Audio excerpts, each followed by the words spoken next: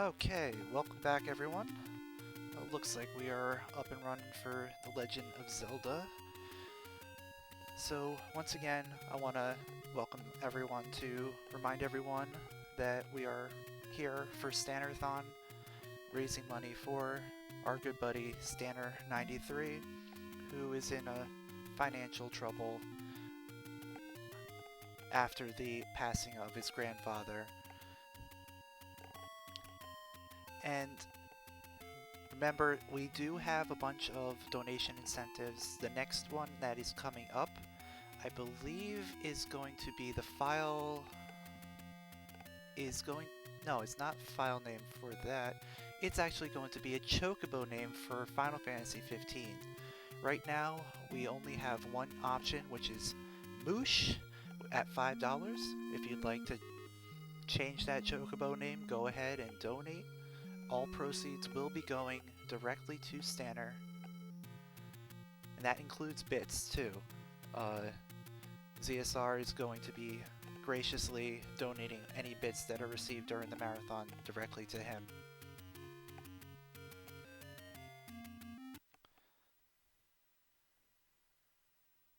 So with that, let me make sure I'm all set up to go here.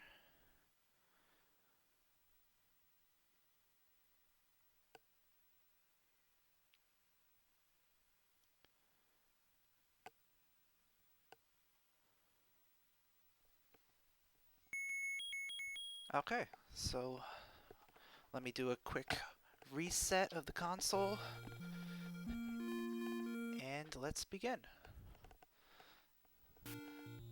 So Zelda 1. Everyone knows Zelda 1. You start out, you go into this cave, there's this old man, he gives you a sword. What you do with that is up to you. There's actually two different routes you can take for the normal any percent no up in A. The route that I'm going to be taking is the 2 first route. There's also the 3 first route, which is the more known as the world record route.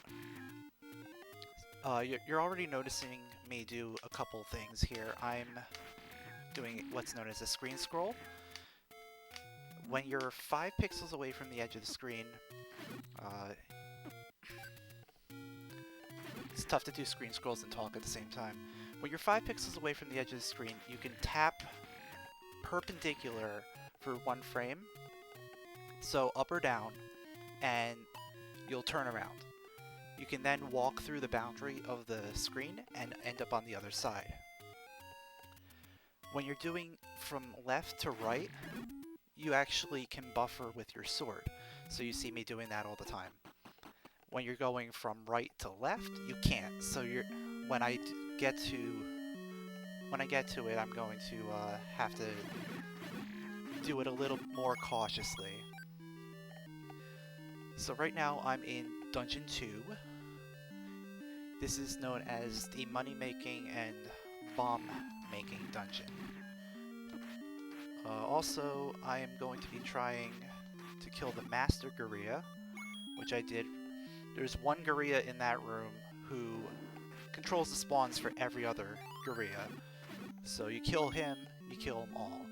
Unfortunately, I did not get a bomb drop, which is going to make this part a little bit slower. These 2 mold worms, you can drop a bomb and kill them really quickly.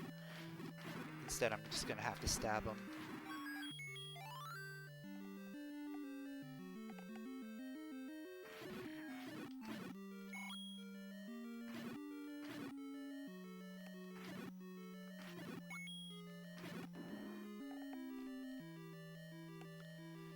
And then this room, there's a guaranteed bomb drop. We're gonna hope to get another set of bombs as well, but doesn't look likely. I'll grab that heart for safety. And now it's time for the boss of Dungeon 2, Troll Dongo. He didn't give me a troll, which is really nice. What you do there is you just drop a bomb, and you want to smoke him. So the way to do that is to have the bomb blow up in his face, and then you can stab him, and he drops a bomb 100% of the time. So something about this game is there's a lot of counters that go on. Uh, there's a consecutive kill counter, so every time that you kill an enemy, it goes up. Once you get hit, it resets to 0. If you kill 10 enemies without getting hit, it'll drop a 5 rupee. If you bomb that 10th enemy, it'll drop a bomb. And if you extend that out to 16, you'll get a fairy, but only if the 16th kill can drop an item. There's a lot of things you need to keep an eye on throughout the run.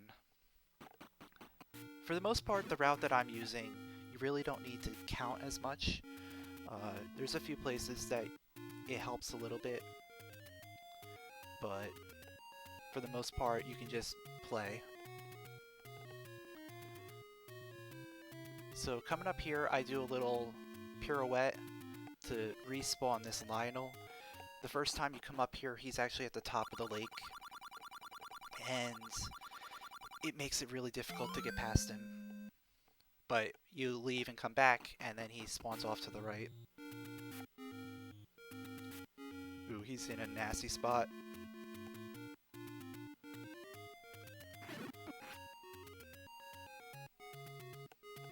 So what I did is I got the white sword. So now my sword does 2 points of damage for each swing. And that's going to make things a little bit easier in terms of combat. There's some enemies coming up that normally they take 8 hits, but with this it'll only take 4. So right there is the pirouette in 1. The top door in this first room is normally locked, but if you leave and come back, it unlocks because it thinks that you came from the top. So it saves you a key. And I'm actually going to try and count here. So I'm at 4.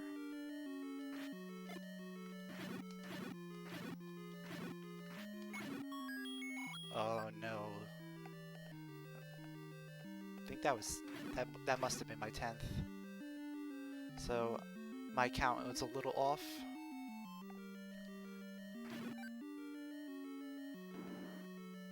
Hopefully I'll get a bomb drop from one of these gorillas. Oh, actually no. I was right. I was right because that gorilla dropped the blue rupee. And right here is what's known as a block clip. Pretty simple. All you do is you line up, swing your sword, and then same thing as a screen scroll is you press perpendicular to the direction you're facing. So for block clips, you press left or right, and you buffer it with a sword, and it's pretty free.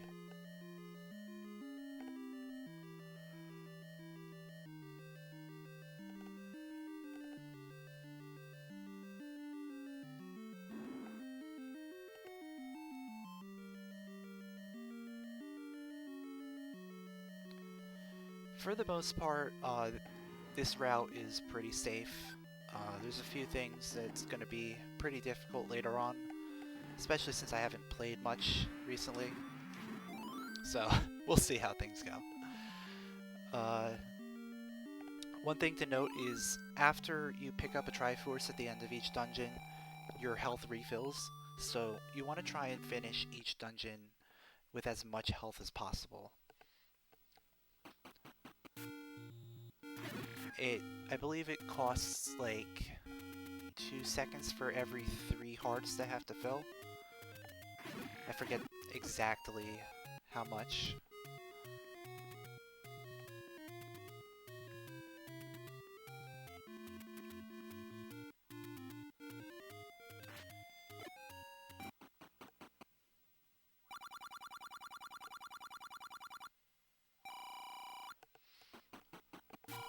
So there's also another route divergence that you can do. With this route that I'm doing is called the 2-first red candle route. Here's a screen scroll that can't be buffered. And as you can see, I just walked through the wall there and made my way to level 3. Normally you would have to go all the way around, but that saves a bunch of screens.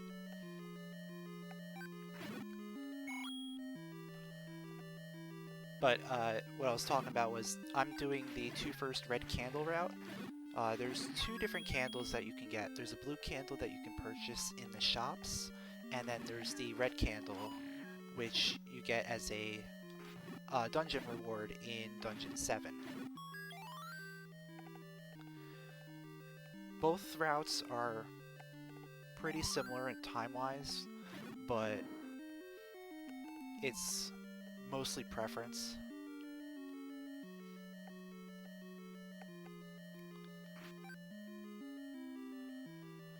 But these guys here, these are Dark Nuts. They take 4 damage to kill.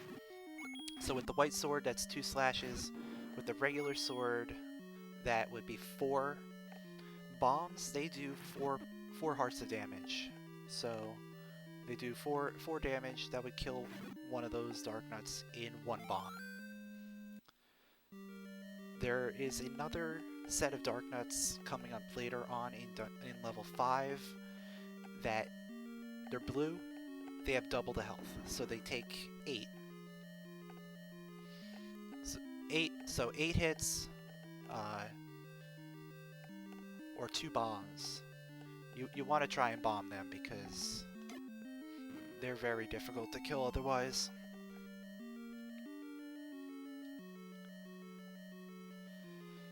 And I'm actually going to be coming up on one of the most notorious bosses in this game, Manhandla. Manhandla can just troll you. I got a really good spawn and a really good pattern there. Unfortunately, I did not get a bomb.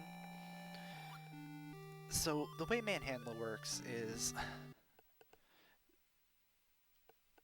depending on how you bomb the arms, if you bomb it directly, if you get a bullseye on it, it only counts for 5 hits. One for each hand and then the head. But if you bombed slightly off and Manhandla moves into it, it'll hit every single frame that the bomb is exploding. So you get a ton of kills if that happens. And since you're using a bomb and 10th enemy has the bomb, you're going to get pretty much a guaranteed bomb drop unless you get a bullseye. So unfortunately, I got the bullseye. I'm gonna be trying for bomb here, just for a, yeah, not gonna happen. So Vires, they can drop bombs as well, but that's just a random drop. It's not a forced drop, like the 10th enemy. This here is the breakfast room. It's called the breakfast room because the legs look like pancakes, the Zols look like jelly, the bubbles, they look like eggs, and the push blocks, well, push blocks are toast.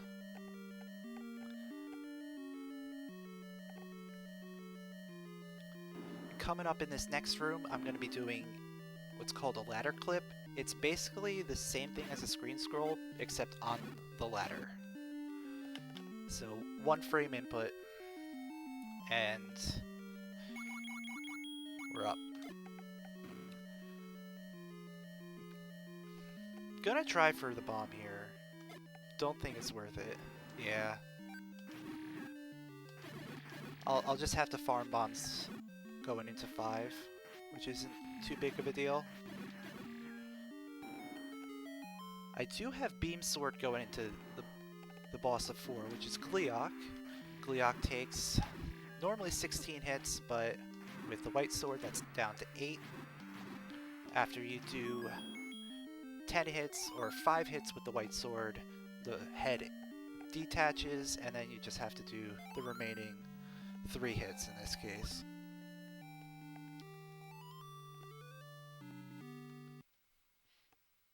Oh, I just noticed my capture wasn't on composite. So now I'm going to be heading across the world,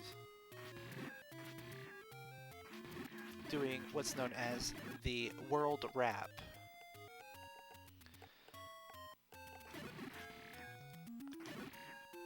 So I'm going to be heading east, or I'm going to be heading west to go east, essentially.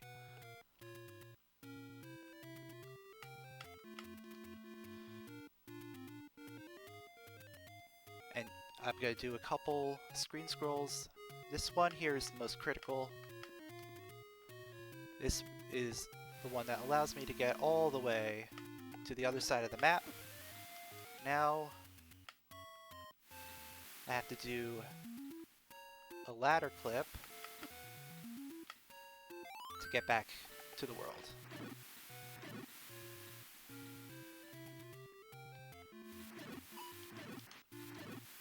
Okay, got one set of bombs. That's really good. I want to go into 5 with max bombs if possible, because 5 is where the blue dark nuts are, and the blue dark nuts you want to use bombs on.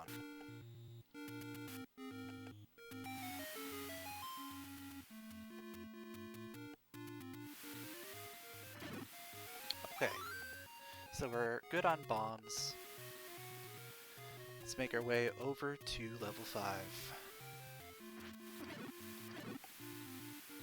Down 2 hearts, which could be a little concerning, but I think we should be fine.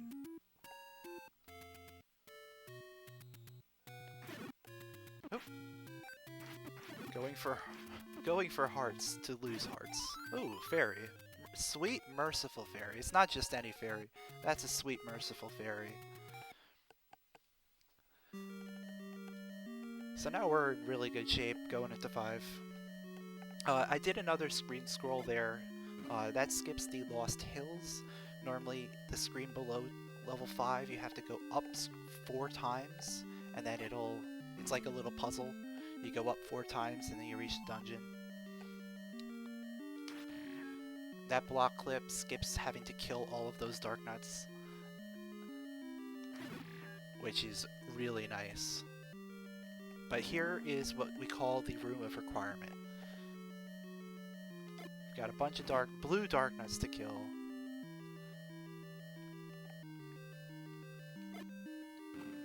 And we're going to try and use as many of these bombs as possible to do so. Okay, so I used up all my bombs, but that's not a big deal, because now I've still got my beam sword.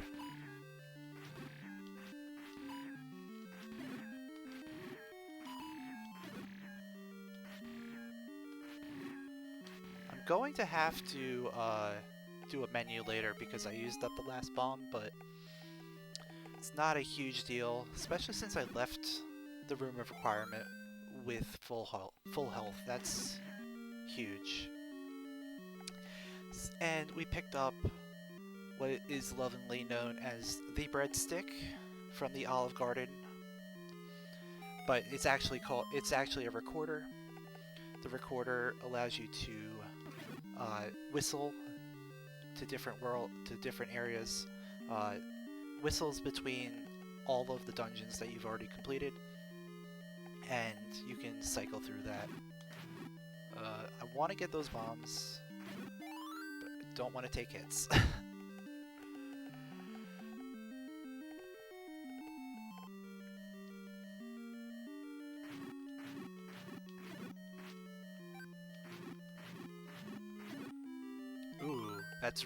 that's really nice. Because I want to have 7 bombs going into the level 7. There's a little mnemonic, 7 for 7. You need 7 bombs to get through level 7. And if you don't have those 7 bombs when you go into level 7, then you're going to have to either force a bomb, or you're going to have to take one of the room drops and take a little bit of time. Ouch. Wasn't really paying attention. I thought I was in the room above it.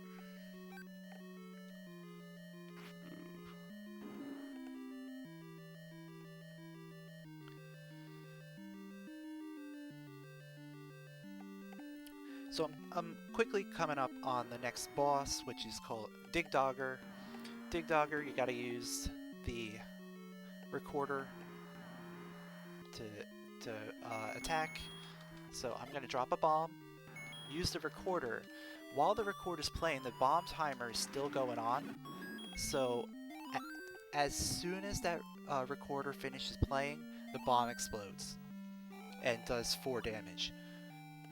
Now, that little eyeball has 8 health, so I had to do another 2 slashes in order to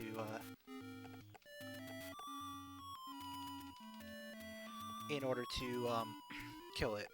Now I'm going to be fluting to 4, and I'm going to do something pretty cool here. I just want to show this off because let's see if we actually get this. Alright, we got the root quarter. So, root quarter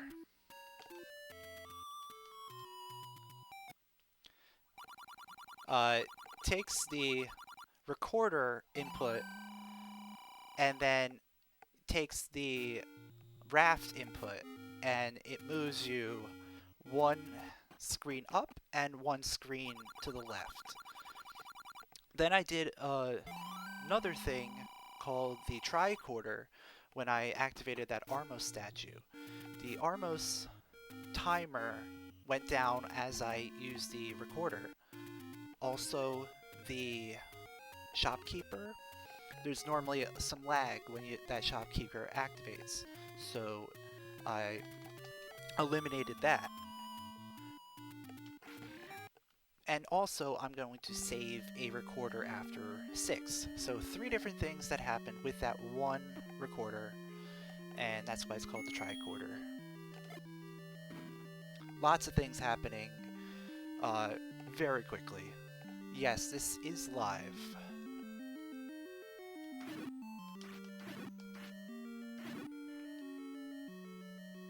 So this is the river room.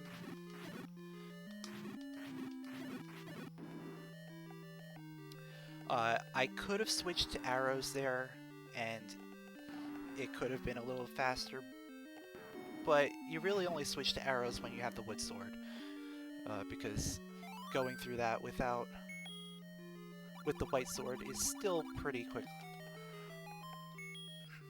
Grumble, grumble. You feed him the bait, he lets you through. That's the only reason we get the bait in this run. Otherwise, we wouldn't be able to finish Dungeon 7.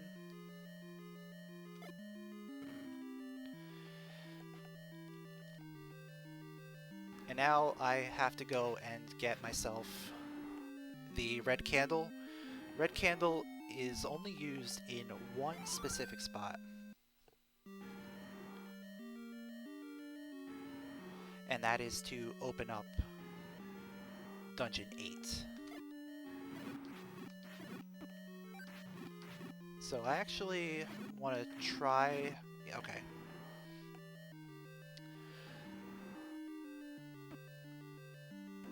I wanted to see if I can get another bomb set, but wasn't happening. Again, we got a Dig Dogger. Same thing as before. Use the recorder while the bomb timer's going out. But this time, it's got 3 heads, so you want to use the second bomb.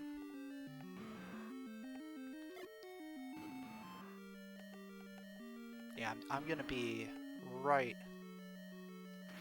there on bombs. So normally, okay.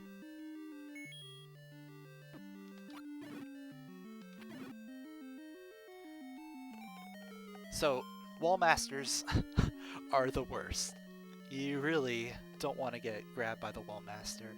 And, of course, the bubble, he... Ooh.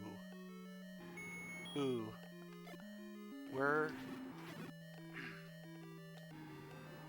So, because I think I need to go one more. Yeah. Never mind. I messed that up. So, when you get a clock, you know where your global's at. So, if you kill a bomb-dropping enemy, I think it's three enemies after you get the clock, you get a bomb chance for the random. But we're gonna go into 6 without any bombs. I need at least 1 to get through 6. So this is actually a risk. But I got the... Oh, yeah! I got the random bomb from the moblin there. So we're good. We're good on bombs for now. I'm about to go up and get the magical sword. Magical sword does 4 points of damage per hit. So it's a double up on the white sword, quadruple on the wood sword. And we're about to head into level 6. Level 6, first time we get to see our good friends, the Wizrobes. Wizrobes, there's 2 kinds. There's an orange Wizrobe and there's a blue Wizrobe. Orange, they stay in place. You know what? I'm gonna grab those bombs. They appear, stay in place, they do a shot. That shot does 4 hearts of damage.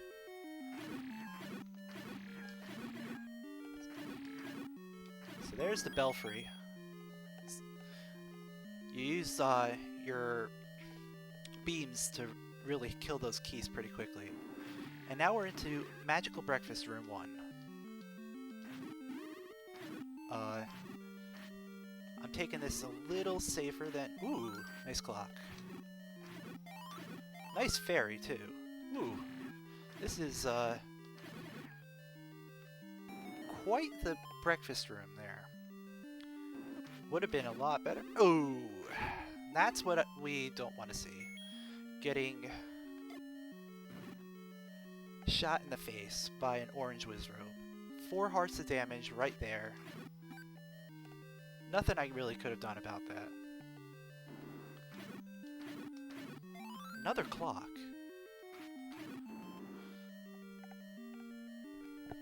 But here we come into Magical Brunch. So, Magical Breakfast Room, Part 2.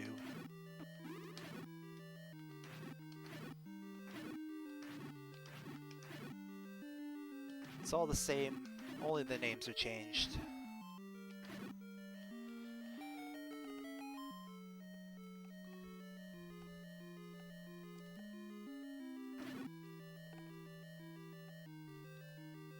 At this point, I'm pretty much in the clear, going into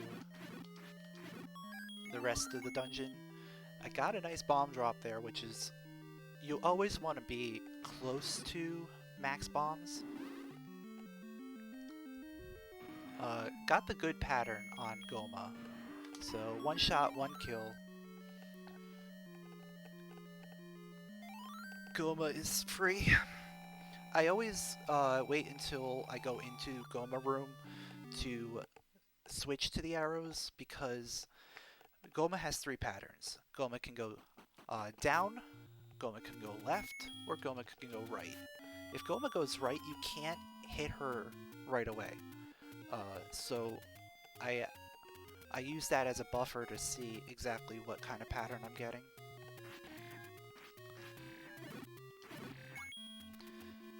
And I did already mention about the tricorder. Tricorder saved me 1 recorder to get to level 8. Normally I would have had to use two whistles in order to get here. And there was my 1 use of the red candle. What a great item. Actually, I'll be using it again. Here is the first Blue Lagoon. Why is it called a Blue Lagoon? Well, let me tell you. It's blue, and it lags. There's lots of blue dark nuts, and because of all the 4 turrets and all the dark nuts on screen, it lags the game up really hard. And it's not just the one dungeon, the one room. No, there's another one coming right up. So we got 2 of these right in a row.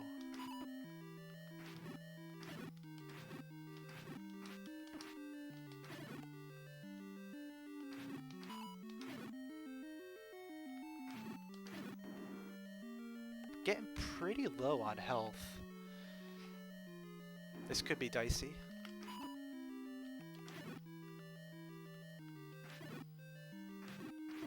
Yeah. Okay.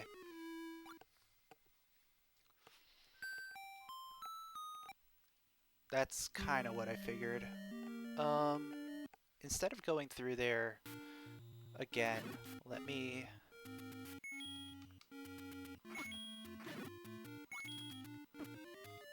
No, I don't want to go to 1. I want to go to 7.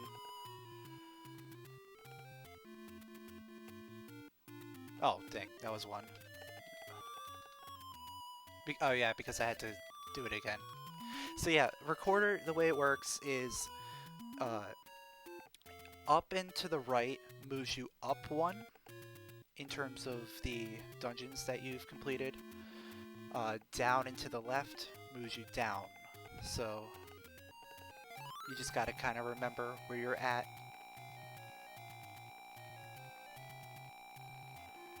So I'm currently sitting on 7, so that takes me to 1. That'll take me to 2. Because it only goes to the ones that you've completed. So it's not going to go to Dungeon 8, because I haven't completed that one yet. And unfortunately, because I died, all the spawns are going to be respawned. So, and also because I left, so we're going to have to deal with both of those lagoon rooms again. Hopefully we have better luck this time. And as you can really see the lag this time. Last time it didn't lag too bad. Ooh. We're already off to a better start.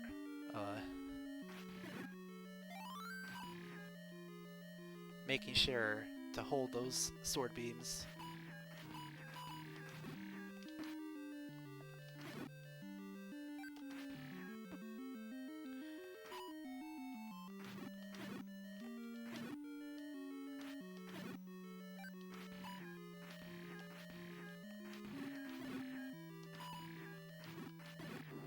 Okay. Much better this time.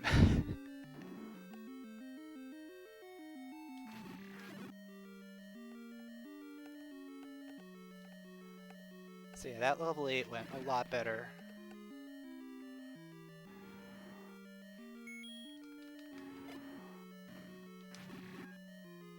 And now we got Gleeok again. This Gleeok has 4 heads, but we've got the magical sword.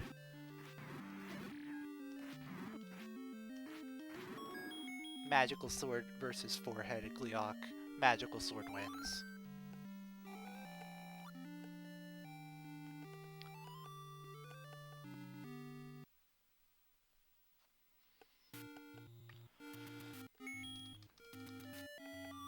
So now, all that's left is level 9.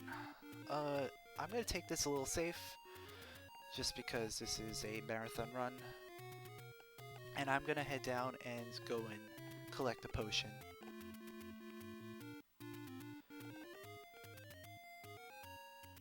Normally, you would get to this point and be like, huh, who needs a potion? But I haven't played this in about a month, so I'm a little rusty, and 9 is very unforgiving.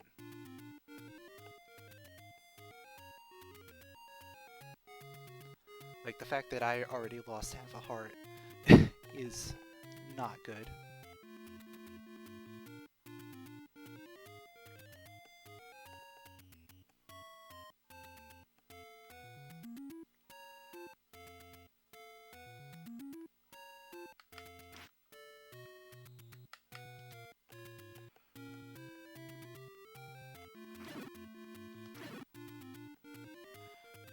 Okay, I'll be good on bombs, but I'm already down 2.5 hearts. Let's see how this goes.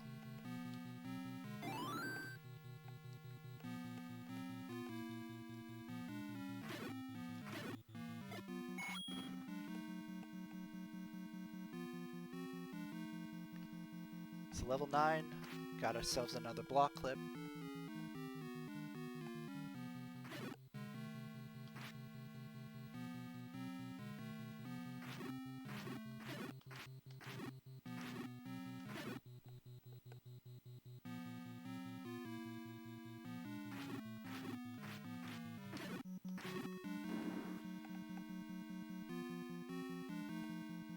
I'm gonna go for the Patcher 1 skip. Hopefully he doesn't go left. He went left.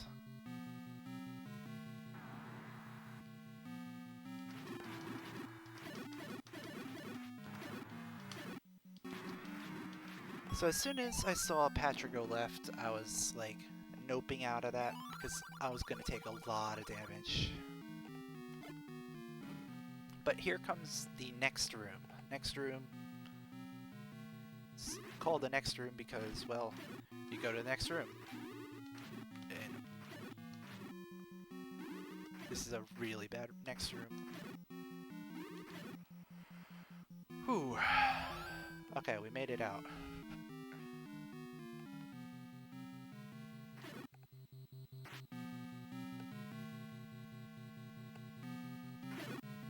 I'm gonna see what kind of health I get from these guys.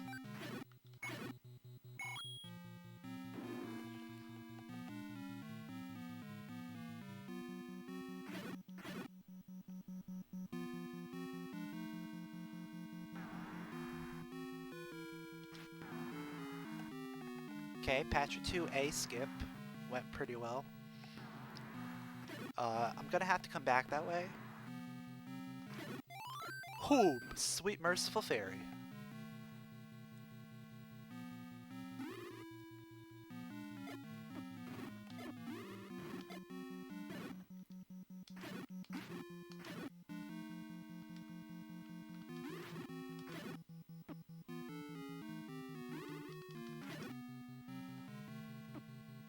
That was a really good reverse C. So, a lot of people probably know reverse C as like one of the most notorious runes in all of the Legend of Zelda. Just, you know, surviving that room is tough. But yeah, we made it through. Here, I'm going to be doing, hopefully, doing a reverse block clip. Same thing as a regular block clip, just from the other side. The visual cue is a little bit different. Gonna wait a little bit to try and get past Patcher 2. Mostly because of that. Whatever.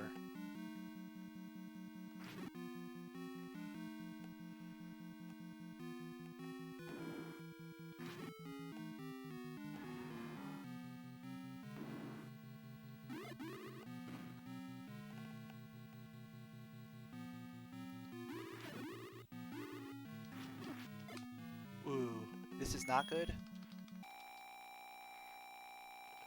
I saw my health and I was like, yeah, we're about to get bodied. The great thing about full health is that you get sword beams. So it makes getting through that room a little bit easier.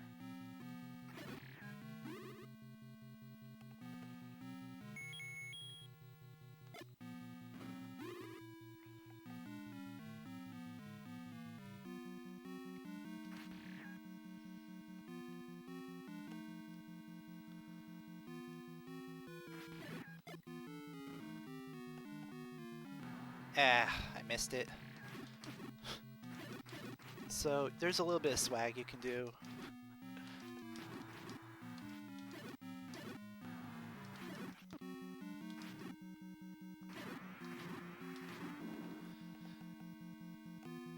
With the bomb.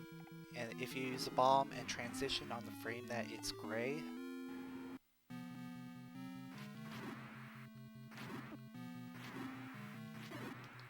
alright, got the Ganon stun lock. We got bacon. And all that's left is to go rescue Zelda. And time. Oop. My timer didn't stop. Okay.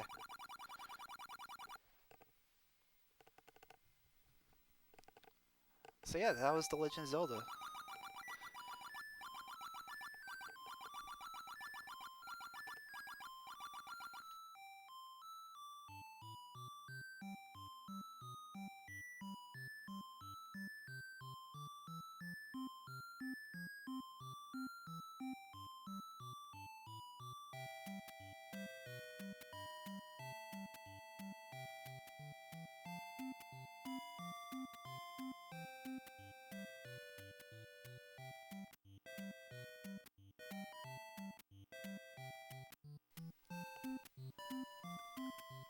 Okay, so let me pull up the donations, see if anything new came through.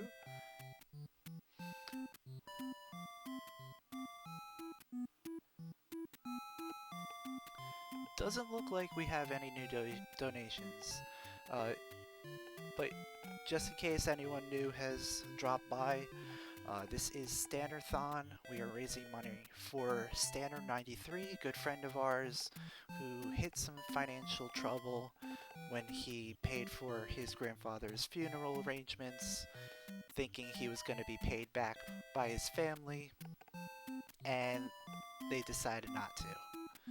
So we're here to help him out, help him get back on his feet, and put on some amazing speedruns for you guys. Up next, I do believe Sicky is going to be doing Jack 2. Let me make sure we are good to go for that.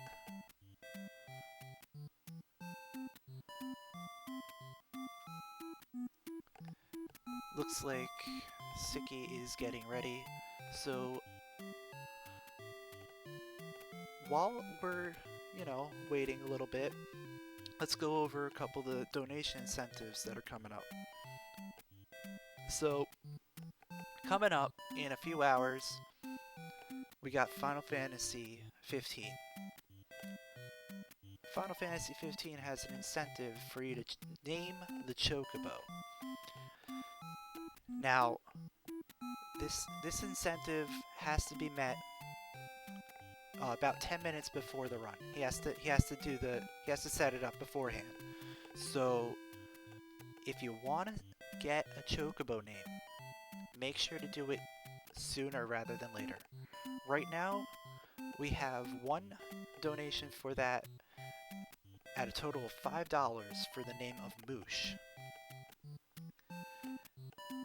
Then, coming up later on, we've got Linked Oracle of Ages and Seasons with two different incentives for that. We've got a file name, which we already have that set up. We're going to be using the same file names from the Oracle of Ages bid war. So anything that was donated for then, you can go ahead add on to that, or you can go ahead and donate for something new. So right now we've got two donations. We got Tanner at $20 and Stan at $10. So if you want to see something else, go ahead and try and snipe that. There's also the Animal Companion bid war. So you got three different animals. You got Ricky, Dimitri, and Moosh. All three of them can be donated for and will be used in the Linked Oracles run. if they win the bid war. Right now, Moosh is in the lead with $30. Dimitri is in second with 20. And poor Ricky, well, no one likes Ricky, so he's got nothing. But you know what? Maybe you like Ricky. If you like Ricky, put some money towards him. Maybe some other people will join in.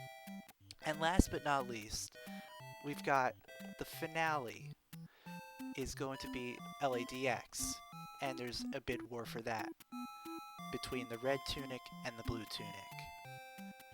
Red Tunic is winning with $15 right now. Blue Tunic is right there with $13.15. The runners want to see Red Tunic. Do you want to see Blue Tunic? I think you do.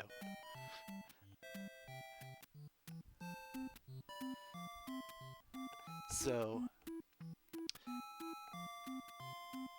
I do believe Siki is just about getting ready to set up, so I'm going to hop off. We're going to set this up. The stream is going to go down, as always, between runs. The stream's going to go down. Our next runner is going to come in and set up the next run. So stick around, and we'll be right back.